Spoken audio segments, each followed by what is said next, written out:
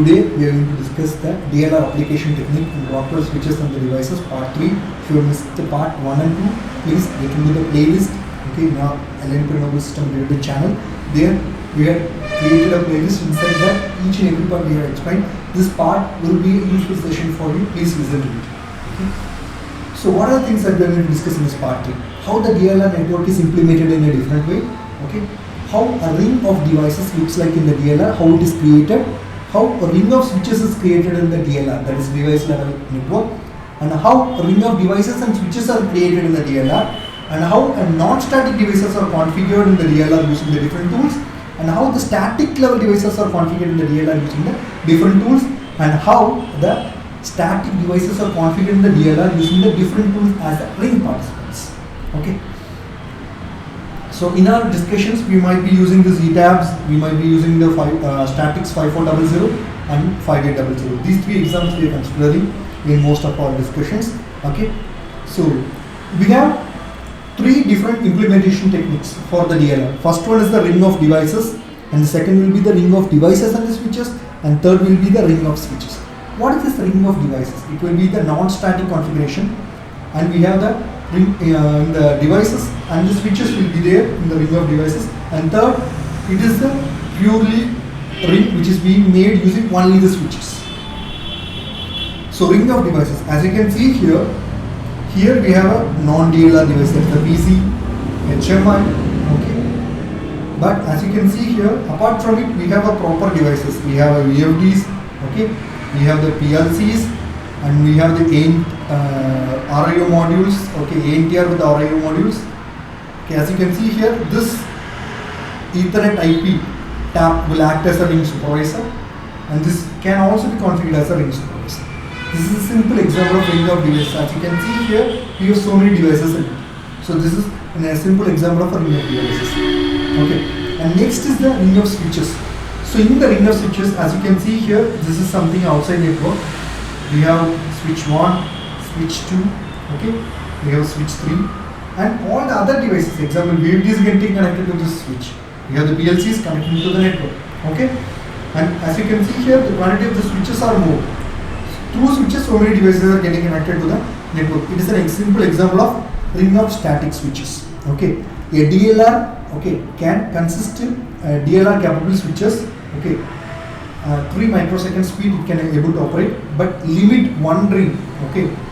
Your limitation should not exceed 24 switches, okay. And also whatever ring devices that you are going to connect, it should not be more than 230, okay. So this is the important limitation that you need to know when you are trying to create a ring using the switches. Next, ring of devices and switches. So in this, as you can see here, okay, we have the ring supervisor as the static switch, okay, and we have the diagnostic for it will be used as a diagnostic for the DLR network, that is device level ring networks, and a static switch which connects the ring to the outside network also connects to the non-DLR devices to the ring. So this is a simple example of the devices which has a switches, okay, which has multiple switches, and it has other devices also, VFDs, PLCs, and it is also connected to the outside networks also. Okay, this is a very simple example of ring of devices and the switches. Next, how a non-static configuration is done. Okay, how a non-static device is getting configured again. Say for example, consider we can use 3 different tools for configuration. One is the logic designer application. Second one will be the factory talk links. That is, third one will be the RS links. So RS links and the Studio 5000, if you are using those devices, you can configure the network in easy. So what you can do, go through the RS designer application, right click and get into the properties. Inside the properties, okay, go into the network. In the network, please enable the supervisor mode, so that the supervisor mode is enabled in that non-static switch as well. Next thing that we need to do is, after configuring, you need to configure the supervisor parameters also. For that, please get into the advanced network configuration. Inside that, you can assign the IP address, you can make it as an active, you can use the supervisor precedence values also, and if you want to change the ring parameter, that is the speed, okay, beacon interval speed and the timeout, also you can make. Those changes also you can make. And next, if you want to assign the DLAN ID also, you can provide here, okay. So next, this is after completing this, please proceed with the implementation method. So this is the first method way you're going to create using the logic designer application. And if you want to create the same thing using the factory top links, what you need to do, open the factory top links, and whenever, before making anything, please assign the IP address. Okay. Next, get into the device configuration. Okay, inside the device configuration, in the network configuration, enable the supervisory mode. Okay, and if you want to assign the supervisory parameter, get into the advanced network settings and please provide your IP addresses. Okay, and please provide the precedence value. And if you want to provide fix the time interval speeds also you can fix, and VLAN ID also you can assign. Okay. Next, if you are trying to configure using the RS links classicals, open it. Okay, right click, you go into the module configurations. In the module configuration, in the network, please enable the ring supervisor. After enabling the ring supervisor, if you want to configure the supervisory parameters, get into the advanced network settings, and you can provide the supervisor precedence value if it has more than one. Okay, by default, if it is 0, please make it either 1, 2, or up to 255 you can assign. Okay, and if you are trying to use the multiple supervisors, please you need to provide the supervisory precedence values. It is a mandatory one.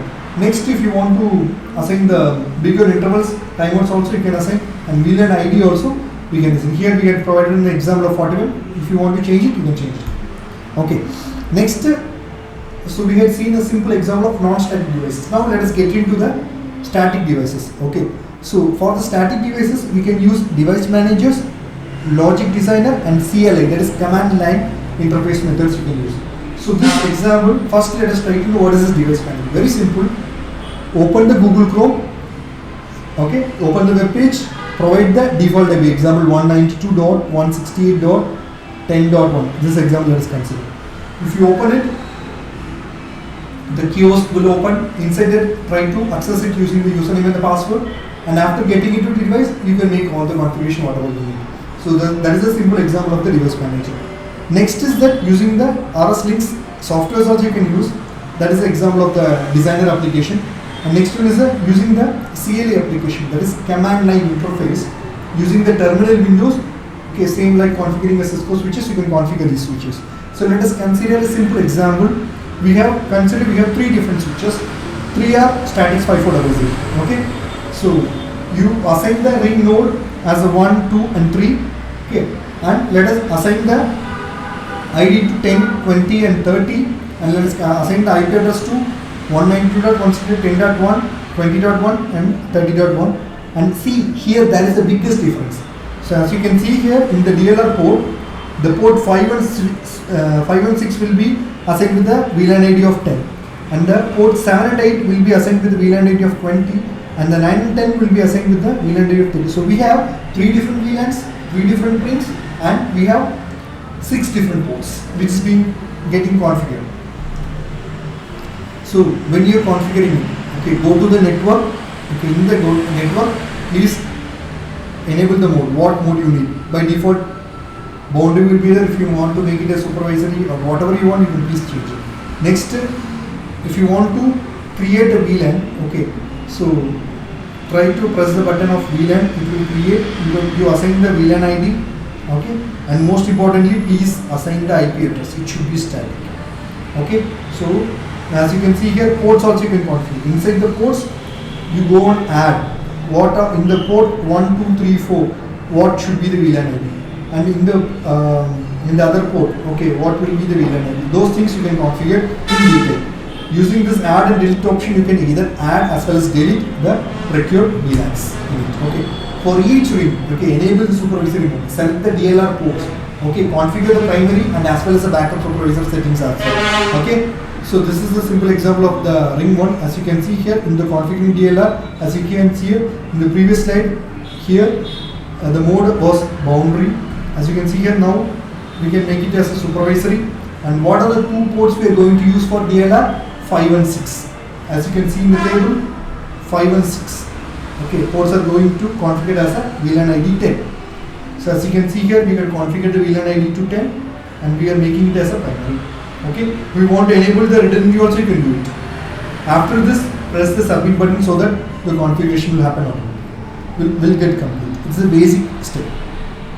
Next, if you are configuring using the logic designer application, so using the web interface you did, now you are using the logic designer application, you are doing it, okay, make it a top 10 boundary, okay. And most important thing, to assign the VLAN IP address, you must use the device managers or the CMS. Using the logic designer application, you cannot assign the VLAN IDs, okay. So if you want to assign the VLAN ID, please use the device manager or the command line interface method, okay. So for each ring, enable the DLR and select the DLR ports. So as you can see here, we have ring 1, ring 2, ring 3. Okay, in the ring 1, port 5 and 6 we are using for the VLAN, and port 7 and 8 we are using for the second ring, and port 9 and 10 we are using for the third ring. Okay. For each ring, enable the supervisory mode. That is very much important. Okay. And for each ring, configure the primary as well as the secondary as well. As you can see here, we have the active supervisor IP addresses. Okay. As you can see here, we have 5, 6, 7, 8, 9, 10 ports are getting configured, and we have VLAN IDs of 10, 10, 20, 20, 30, 30. All these things are configured. Okay. And for each VLAN, apply the multi-port automation device smartphone role to the DLR enabled ports. Most important. Okay. Next, as we told earlier, this is a CLI language. Okay. So first, we are creating 3 different VLANs: 10, 20, and 30. Okay, we are naming it as DLR10, DLR20, and DLR30. So now we are assigning the IP address. For the interface VLAN 10, we are assigning the IP address as 192.168.10.1, and for the VLAN 20, we are assigning the IP address as 20.1, and for the VLAN 30, we are assigning the IP address as 30.1. Okay, now we are configuring the primary as well as the backup supervisors. Okay, using the precedence value from 1 to 255. You can use it. Okay, so now let us example, we are using it as a 100. Okay, so mode supervisor and control VLAN will be the 10, and the precedence we are using it as a 255. And for the second DLR link, okay, we are making it as a mode supervisor. Default VGON timeout control will be there, and for this second ring, the control VLAN ID will be the 20, and precedence value will be 255. And for the third ring, same, all the default VGON intervals and timeouts we are creating, and you please create the VLAN ID to 30. Okay, and most importantly, in order to apply the smart port roles to the DLR of the each rings, what you can do is, for the port 5 and 6, macro apply multi-port devices. Okay, access VLAN 10, and this the IP defensively snooping trust for the DLR ring 1. And the second ring, for the interface of port 7 and 8, also we are applying the macro apply, okay, AB multi-port device, and the access VLAN will be the 20. This is the second ring. Okay, and for the third one, we are going to configure in the port 9 and 10. For the command, what we are going to use, interface range GI 1/9 to 10, macro apply AB multi-port device success VLAN will be the third. So IP defensively and aim in the program. Okay. So as we told earlier, we can configure the 5400 ring participants also using the device manager, logic designer application, and the CLI language also. Okay. As we told earlier, so we can create 3 different rings using 5400, and the IDs, VLAN IDs we are going to use is 10, 20, and 30. IPs will be the different, and the ports also different. For the first VLAN 10, we are using port 5 and 6, for 20 we are using 7 and 8, and for 30 we are using the 9 and 10. So this is a basic simple method. As we saw earlier, we are simply creating the VLANs using the device manager, that is through the web interface. Same thing, for port 5 and 6 we are enabling the ring. Okay, so as you can see here, multi-port automation devices, we are making it as a multi-port device support in order to make the DLR enabled in the concerned ports. Okay, if you are trying to create using the logic designer application, like this you need to create. Okay, this is the logic designer software. As you can see here, the default will be there. In the create option, you need to provide the address as well as you need to provide the DLR names. Okay. So once it is enabled, as you can see here, in the smart port you can make it multi-port automation devices. Okay. The same method we are going to use in 5400 as we saw earlier. First we need to create the VLANs, we need to name them. Next we need, after creating them, in the concerned VLAN we need to assign the IP addresses and its subnet values. Okay, submit mask values. We had assigned the IP addresses 10.55, 20.5 and 30.5, and now we are configuring the DLR parameters for each ring. For the ring 1, mode will be the beacon mode, and the ring 2 will be the beacon mode, and the ring 3 will be the beacon mode. Now we are applying the smart rules for port 5 and 6. Okay. And port 7 and 8 it will be apply AV multi-port access VLAN 20, IP DHCP VLAN Snoopy, and for port 9 and 10 this will be the IDs.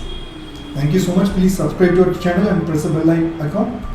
So if you want to know more and learn more, please listen to our channels, and if you want to share this knowledge to your friends, please share the video. We as LNP Renewable System Video, we are providing the basic, if you want to work in the GCC countries, especially as a specialist in building management system building automations, we are providing this support especially for the PLC programming and network switch configurations of the LNP switches.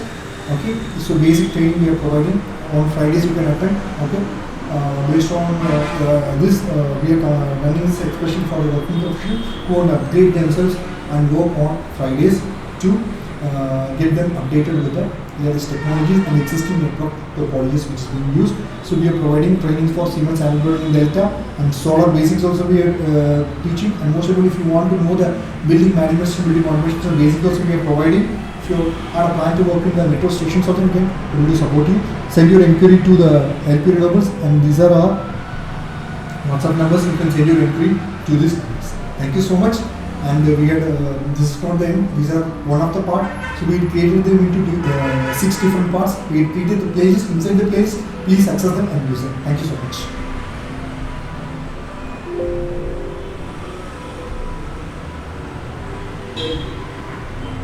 much.